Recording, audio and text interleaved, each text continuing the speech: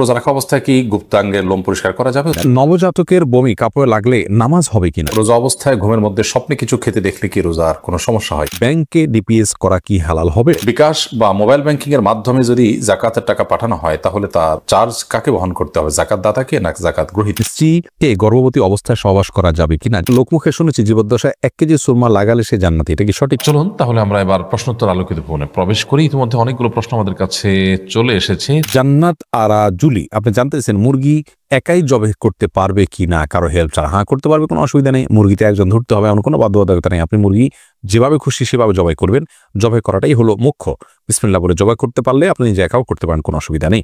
মাহমুদুর রহমান রাফি জানতে চেয়েছেন মাজারে মানত করলে পরে টাকা না দিলে কোনো সমস্যা আছে কি? না ভাই রাফি, কোনো সমস্যা নেই। মাজারে মানত করলে পরে টাকা না দিলে কোনো সমস্যা তো নেই, বরং টাকা দেওয়া উচিত নয়। কারণ কেউ যদি ভুল মানত করে তাহলে সে মানত ভঙ্গ করাই হলো তার করণীয়। সে মানত তিনি পুরো করবেন না, যেহেতু মাজারে মানত করা একটা ভুল কাজ, অতএব তিনি মানত পুরা করবেন না। সন্তা ইসলাম জানতে চেয়েছেন যে ব্যক্তি আল্লাহর 99 নাম মুখস্থ রাখবে সে জান্নাতে যাবে, এই কথাটি কতটুকু সত্য?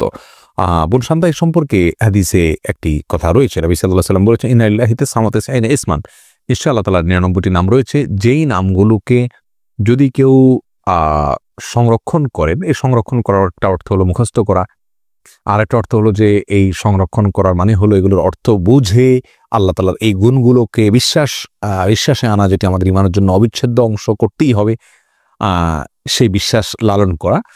এভাবে যদি কেউ সংরক্ষণ করেন সার্বিকভাবে তিনি জান্নাতে যাবেন, এরকম একটি হাদিস রয়েছে। এমনি মামুন হোসেন জানতে চেয়েছেন মৃত ব্যক্তির উদ্দেশ্যে মসজিদে মিষ্টি দিলে কি কোনো সওয়াব হবে? দেখুন, মৃত ব্যক্তির পক্ষ থেকে আপনি গরিব দুঃখীকে খাবার দিতে পারেন, কোনো অসুবিধা নেই। দিনক্ষণ ঠিক না করে এমনিতে গরিব দুঃখীকে খাবার দিলেন। মসজিদে বিশেষভাবে খাবার দিলেও এমন কোনো কথা নেই। গরিব দুঃখীকে খাবারটা আপনি বাইরেও দিতে পারেন, তাদের বাসা পৌঁছে দিতে পারেন। মসজিদ থেকে মসজিদের সাধারণ মুসল্লি আছে তাদেরকে আপনি দান করতে পারেন মৃত ব্যক্তিকে সওয়াবের উদ্দেশ্যে, সেটিও হতে পারে। কিন্তু এটিকে আমাদের দেশে যেরকম সিস্টেম বানিয়ে নিয়েছে এমন মানুষ, যে কেউ মারা গেলে মসজিদে মিষ্টি পাঠানো, জিলাপি পাঠানো, মুসল্লিদেরকে খাওয়ানোর জন্য, এরকম কোনো নির্দেশ, আলাদা পার্টিকুলার নির্দেশ ইসলামে দেওয়া হয়নি। তবে হ্যাঁ, গরিবের পক্ষ, এই মৃত ব্যক্তির পক্ষ থেকে আমরা সাদাকা করতে পারি, তার অংশ হিসাবে খাদ্যদান হতে পারে। সেটি গরিব অসহায় মানুষকে প্রাধান্য দিয়ে দেওয়া উচিত। মসজিদে না দিয়ে আপনি সেটি যদি বস্তিতে দেন, গরিব মানুষের বাসা বাড়িতে দেন, সেটি আরও বেশি সওয়াবের কারণ হবে ইনশাআল্লাহ। সুজন মুখতার আপনি জানতে চেয়েছেন ইউটিউব চ্যানেলে স্বপ্নে সহবাস করতে দেখলে গুনাহ হবে কিনা? না, এর কারণে কোনো গুনাহ হবে না, কারণ এটি বান্দার ইচ্ছার দিন কোনো বিষয় নয়, বান্দার ইচ্ছাধীন বিষয় নয়, এমন বিষয় যেন আল্লাহ তাআলা বান্দাকে পাকড়াও করবেন না। মাহফুজ আহমেদ মুন্না জানতে চেয়েছেন মৃত মানুষকে দাফন করার পর কবরের ওপর নারিকেল পাতা রাখা হয়, এটার বিধান আছে কি? না, মৃত ব্যক্তিকে কবরে দাফন করার পর নারিকেল পাতা রাখার কোনো নির্দেশ কোরআন হাদিসে কোথাও দেওয়া হয়নি, বরং রাসূল আকরাম সাল্লাল্লাহু আলাইহি ওয়াসাল্লাম একটা কবরে তিনি ডাল গেড়েছেন, এমনটি পাওয়া যায়। সেটি একটা কবরেই গেড়েছেন, এছাড়া অন্য কোনো কবরে বা সচরাচর সব কবরে তিনি ডাল গেড়েছেন এমনটি পাওয়া যায় না, যার কারণে কবরে কোনো কিছু গাঁটতে হবে এমন কোনো কথা ইসলামের শরীয়ত অনুযায়ী নির্দেশিত নয়। সজল শেখ আইডি থেকে আপনি জানতে চাচ্ছেন ব্যাংকে ডিপিএস করা কি হালাল হবে? শুধু ব্যাংকগুলোতে ডিপিএস করা হারাম হবে, যেহেতু সেখানে আপনাকে সুদ দেওয়া হবে, সুদ ভিত্তিক লেনদেনের চুক্তি আপনার সাথে হয়ে যাবে। সেজন্য ইসলামী ব্যাংকগুলো যদি হয় তাহলে সেক্ষেত্রে বেশ কিছুটা ছাড় রয়েছে, এবং সেটি কিছুটা কোনো ক্ষেত্রে এটি সন্দেহের মধ্যে পড়বে, শুবহাতের মধ্যে পড়বে। বাকি মৌলিকভাবে অন্য কোনো উপায় যদি কারো না থাকে, এটি নাজায়েজ বা হারাম সরাসরি হবে না, তবে অ্যাভয়েড করতে পারলে সেটাও ভালো, যেহেতু সংশয় বা সন্দেহ সেখানেও রয়েছে। এরপরে এমডি রায়হান সিদ্দিকী আপনি জানতে চেয়েছেন মাগরিবের সময় ঘুমিয়ে বা শুয়ে থাকা বা খাওয়ার বিধান সম্পর্কে জানতে চাই। দেখুন ভাই রায়হান, মাগরিবের পরে এশার আগে শোয়ার ব্যাপারে হাদিসে নিষেধাজ্ঞা রয়েছে। নবী সাল্লাল্লাহু আলাইহি ওয়াসাল্লাম অপছন্দ করতেন এই সময় শোয়াটাকে, যার কারণে মাগরিবের পরে শোয়া উচিত নয়। তবে যদি কেউ অসুস্থ থাকেন, শরীরে ক্লান্তি থাকে, তিনি শুয়ে আছেন ক্লান্তির কারণে, সেটি ভিন্ন বিষয়। কিন্তু সাধারণ অবস্থাতে এই সময় ঘুমানো নিষেধ, কারণ এই সময় ঘুমাইলে আপনার এশার সালাত তরক হয়ে যেতে পারে। তাছাড়া সকাল এবং সন্ধ্যার সময়গুলো আল্লাহকে স্মরণ করার সময়, জিকিরের সময় জন্য এই সময় ঘুমিয়ে কাটাবেন না। শুধু সামান্য একটু শুয়ে থাকা, এটা ভিন্ন বিষয়, এটা ইনশাআল্লাহ নিষেধাজ্ঞার আওতায় পড়বে না। এরপরে প্রশ্ন হলো রোজা অবস্থা যদি হস্তমৈথুন করে তাহলে রোজা ভেঙে যাবে কিনা? ভেঙে গেলে যদি সাথে সাথে ফরজ গোসল করে পুনরায় রোজার নিয়ত করে তাহলে রোজা হবে না, এর ফলে রোজা আর জোড়া লাগবে না। হস্তমৈথুন করে বীর্যপাত যদি কেউ করে তার ফলে রোজা ভেঙে যাবে। এই রোজা তাকে পরবর্তীতে রেখে দিতে হবে, এবং এই রোজার ভাঙার ফলে তাকে কাফারাও আদায় করতে হবে। অর্থাৎ একটি রোজার কারণে তার একটা রোজা তো কাজা করতেই হবে, সাথে আরও 60টা রোজার টানা ধারাবাহিকভাবে বিরতিহীনভাবে রেখে দিতে হবে। এটি তার জন্য একরকম শাস্তি এবং এটি জঘন্য অপরাধ বটে, যার কারণে আল্লাহ মাফ করুক। এ ধরনের অপরাধ থেকে আল্লাহ তাআলা হেফাজত করুন। এবং এই ধরনের অপরাধ থেকে আমাদেরকে বেঁচে থাকার মতো ইমানের শক্তি তাকওয়া আল্লাহ তাআলা আমাদেরকে দান করুন। এরপরে প্রশ্ন হলো, মানুষ মারা গেলে লাশের পাশে কোরআন পড়া যাবে কিনা? লাশের পাশে কোরআন পড়ার কোনো নির্দেশনা কোরআন হাদিসে আছে বলে আমরা জানি। মৃত ব্যক্তিকে খুব দ্রুততার সাথে দাফন কাফনের ব্যবস্থা করতে হবে, গোসল দেওয়াতে হবে, তার জন্য আল্লাহর কাছে দোয়া করতে হবে, ইস্তেগফার করতে হবে, ক্ষমা প্রার্থনা করতে হবে। এটা হলো আমাদের করণীয়। তার পক্ষ থেকে দান সাদকা আমরা করতে পারি, কিন্তু তার লাশে বসে বসে কোরআন তেলাওয়াতের কোনো ফজিলত নাই। কোরআন তো যারা তেলাওয়াত করবে তাদের লাভ, মৃত ব্যক্তিত্ব এটাতে কোনো লাভ হওয়ার কারণ নেই। এর পরের প্রশ্ন হলো, তারাবির নামাজের মাঝে বা শেষে কি দোয়া করা যাবে? দোয়া তো যে কোনো সময় করা যায়, সে অর্থে আপনি তারাবি সালাতের মাঝে অথবা শেষে আপনি আল্লাহর কাছে দোয়া করতেই পারেন, কিন্তু এটাকে সিস্টেম বানিয়ে নেওয়া যে 4 রাকাত পর পর দোয়া কিংবা শেষ হওয়ার পর সুনির্দিষ্ট একটি দোয়া গদবাদা হাত তুলে করা, এটিকে সিস্টেম বানিয়ে নেওয়াটা এটি বেদাতে পর্যবসিত হওয়ার আশঙ্কা আছে। শরীয়ত কোনো কিছু যদি নির্দেশ না করে সেটাকে শরীয়তের নির্দেশ মনে করে কিংবা সেটাকে শরীয়তের নির্দেশের মতো গুরুত্ব দিয়ে যদি কেউ আদায় করেন, তাহলে সেটাকে সওয়াবের কাজ, এই ইবাদতের পদ্ধতি বা নিয়ম যদি বানিয়ে নেন কেউ, তো সেটি বেদাতে পর্যবসিত হওয়ার সমূহ আশঙ্কা আছে।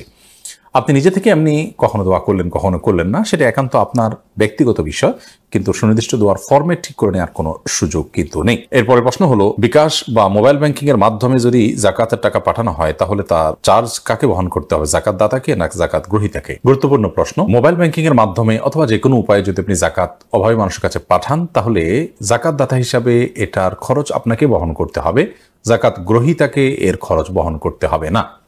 জাকাত গ্রহীতা যদি এসে আপনার কাছ থেকে জাকাত নিয়ে যায়, সেটা সম্পূর্ণ স্বতন্ত্র বিষয়, তার খরচ তিনি বহন করবেন। বাট আপনার দায়িত্ব হলো, আপনি যখন তার কাছে জাকাত পাঠাবেন তখন পাঠানোর খরচটা আপনাকে বহন করতে হবে। ধরুন 10,000 টাকা আপনি বিকাশ করেছেন অথবা এম ক্যাশ করেছেন কিংবা নগদ উপায় বা আরও যে সমস্ত মোবাইল ব্যাংকিং এর ব্যবস্থাপনা আছে কিংবা অন্য কোনো উপায় আপনি পাঠালেন, এই পাঠানোর ক্ষেত্রে যে খরচটা হবে সেই খরচটা আপনাকে সাথে দিয়ে দিতে হবে। 10,000 টাকাটার সাথে অতিরিক্ত খরচের টাকাটা আপনাকে দিতে হবে, অর্থাৎ যাতে নিট 10,000 টাকা গরিব মানুষ উত্তোলন করতে পারে আপনার জাকাত থেকে। যদি আপনি এটি না করেন তাহলে সেক্ষেত্রে আপনার জাকাত থেকে যে পরিমাণ টাকা কস্ট হিসাবে বা চার্জ হিসাবে কাটা হবে, সে পরিমাণ টাকা আপনার জাকাত থেকে অনাদায় থেকে যাবে, সেটি আবার আপনাকে আদায় করতে হবে। ধরুন 10,000 টাকা উত্তোলন করতে তার 1,000 টাকা খরচ হলো ফর এক্সাম্পল, তাহলে অথবা 100 টাকা খরচ হলো কিংবা 200 টাকা খরচ হলো, এই যে টাকাটা খরচ হলো এই কয় টাকা আপনার জাকাত থেকে কম আদায় করা হলো, কারণ গরিব এই 200 টাকা কম পেয়েছে, 9,800 টাকা পেয়েছে হয়তো, কথার কথা। তো সেজন্য জাকাত দাতাকেই পাঠানোর খরচ বহন করতে হবে। এরপরে প্রশ্ন, রমজান মাসে দৈনিক ওজিফা হিসেবে কোন কোন সূরাগুলো পড়ব? রমাদান মাসে পড়ার জন্য সুনির্দিষ্ট কোনো সূরা আমার জানা নেই যে অমুক অমুক সূরাই শুধুমাত্র পড়তে রেকমেন্ড করা হয়েছে। আল্লাহ তাআলা মাসে কোরআন নাজিল করেছেন বিধায় গোটা কোরআনই বেশি বেশি করে তেলাওয়াত করা উচিত, বুঝে পড়া উচিত, কোরআনের মর্মচর্চা করা উচিত, কোরআন শোনাশুনি করা উচিত। নিজে তেলাওয়াত করবেন, আরেকজনকে শোনালেন, আরেকজনকে তেলাওয়াত করলেন, নিজে শুনলেন, এরকমটি রমাদানে করা উচিত। বাট রমাদান মাসে কোরআন কারীমের তেলাওয়াতের জন্য সুনির্দিষ্ট কোনো অংশ ফিক্স নেই যে এটুকুই তেলাওয়াত করবেন বা এই সূরা বারবার পড়বেন, বরং গোটা কোরআনই আপনি তেলাওয়াত করার চেষ্টা করবেন। পুরো কোরআন যদি পড়ে শেষ করতে না পারেন, আপনি চেষ্টা করবেন কোরআনের মধ্যে থাকার, কোরআনের মধ্যে সেটা কোরআন পড়তে পড়তে আপনি মাঝামাঝি যান বা যতটুকু যান গেলেন, কিন্তু কোরআনকে আপনি পড়ে এবং কোরআনকে সময় দিয়ে আপনি রমজান কাটানোর চেষ্টা করবেন। সুনির্দিষ্ট কোনো অংশই পড়বেন এমন কোনো রেকমেন্ডেশন কোরআন হাদিসে আছে বলে আমাদের জানা নেই। পাকা চুল বা দাড়ি তুলে না ফেলে বেছে বেছে কেটে ফেলা যাবে কিনা? যেহেতু তুলে ফেললে গুনাহ হয়, তাই কেটে ফেলা যাবে কিনা? কেটে ফেলা তাও তো এক ধরনের তুলে ফেলার মতোই, যদিও আক্ষরিক অর্থে হাদিসের খেলাফ হবে না কেটে ফেললে, তারপরেও হাদিসে যেটি বলা হয়েছে সেটি দ্বারায় এই চুল অপসারণ করা বা এটাকে লুকানোর যে চেষ্টা করা, সেটার বিরুদ্ধে নবী সাল্লাল্লাহু আলাইহি ওয়াসাল্লাম আমাদেরকে মানে সেটা না করতে বলেছেন, এমনটিও হতে পারে। সে অর্থে মানে আমরা যদি কেটে ফেলি সেটিও তার সেই নির্দেশের লঙ্ঘন হবে সেক্ষেত্রে, এই জন্য এটা অ্যাভয়েড করা উচিত। এবং তিনি বিকল্প যেটি বলেছেন তা হলো যে আমরা যে কোনো কালার করতে পারি, কালো ছাড়া লাল ইত্যাদি কালার করতে পারি। একা একা নামাজ পড়ার ক্ষেত্রে সূরা তেলাওয়াত, সূরা কোরআন তেলাওয়াতের সময় ঠোঁট না নাড়িয়ে মনে মনে তেলাওয়াত করা যায় আছে কিনা? একা একা যখন আমরা সালাত আদায় করবো তখন সূরা, কেরাত ইত্যাদি এগুলো আমাদেরকে ঠোঁট নাড়িয়ে তেলাওয়াত করতে হবে। মনে মনে তেলাওয়াত করলে সেটা তেলাওয়াত হিসেবে। নুসরাত জাহান ইমু, আপনি জানতে চেয়েছেন মৃত ব্যক্তির সামনে আগরবাতি জ্বালানো যাবে কিনা? দেখুন, আগরবাতি মূলত জ্বালানোর নির্দেশ হলো সুঘ্রাণের জন্য। অতএব মৃত ব্যক্তিকে রেখেছেন, তার দেহ থেকে কোনো দুর্গন্ধ আসতে পারে, সেই জায়গা থেকে আপনি সুঘ্রাণ যুক্ত কোনো কিছু ব্যবহার করতেই পারেন, আগরবাতি জ্বালাতেই পারেন। এছাড়া মসজিদে আগরবাতি জ্বালানোর কথা মুরাদুল্লাহ তাআলা বলেছেন। ইমানদারের বাসা বাড়িতে আগরবাতি অথবা ধূপের আপনার ধোঁয়া, এটা প্রজ্বলন করা হবে সুঘ্রাণের জন্য, এটি ভালো, এটি খারাপ কোনো কাজ নয়। তবে মৃত ব্যক্তির জন্য করতেই হবে এমন কোনো বিষয় নয়। মহিমা মাহি আপনি জানতে চেয়েছেন নবজাতকের বমি কাপড়ে লাগলে নামাজ হবে কিনা। দেখুন, বমি নাপাক, সেটা নবজাতক হোক অথবা প্রাপ্তবয়স্ক কেউ হোক, সবার বমি নাপাক, যার কারণে এটি লাগলে নাপাক হয়ে যাবে। সাইফুল ইসলাম জানতে চেয়েছেন নামাজের প্রথম রাকাতে আউযুবিল্লাহ বিসমিল্লাহ সহ সূরা পাঠ করে প্রথম রাকাত শেষ করলাম, দ্বিতীয় রাকাত কি পুনরায় আউযুবিল্লাহ পাঠ করতে হবে না বিসমিল্লাহ পাঠ করলেই হবে? দেখুন, সূরায়ে ফাতিহা যেহেতু আপনি নতুন করে শুরু করছেন, এজন্য আপনি আউযুবিল্লাহ পাঠ করবেন এবং এরপরে বিসমিল্লাহ পাঠ করবেন। কারণ ফাইযা ক্রাআতাল কুরআন